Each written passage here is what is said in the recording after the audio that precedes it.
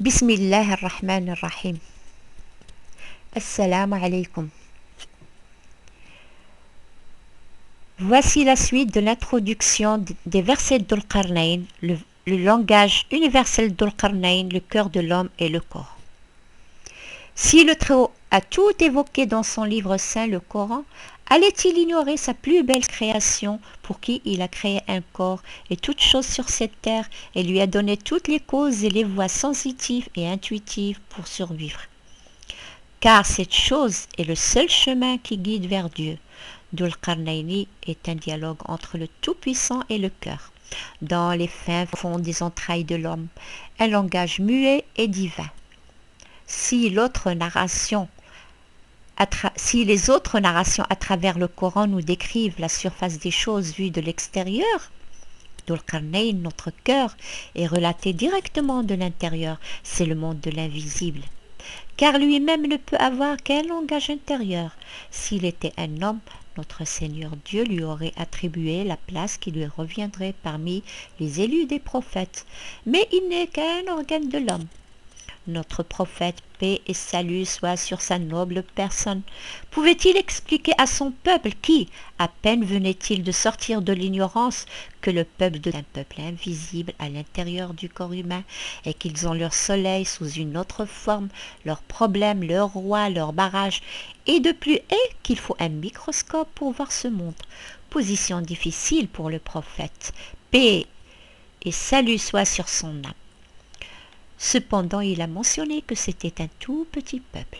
Il ne pouvait que s'aligner avec le degré d'intelligence de ces si jeunes et inexpérimentés apôtres.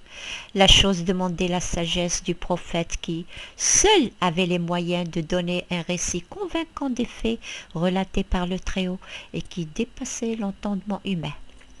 La sourate entière, la caverne, a été réservée par notre Seigneur aux gens de notre époque, car en plus de sa spécificité scientifique, elle contient les questions sans réponse sur Jésus, paix soit sur son âme, sur l'heure et sur Dhul-Qarnayn.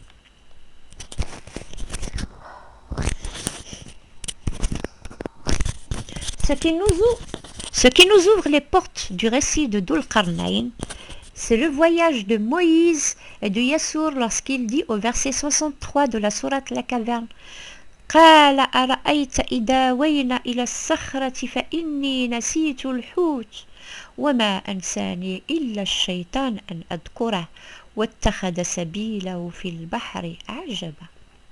Vois-tu, quand nous étions arrivés près du rocher, j'ai oublié le poisson, et seul le diable me l'a fait oublier.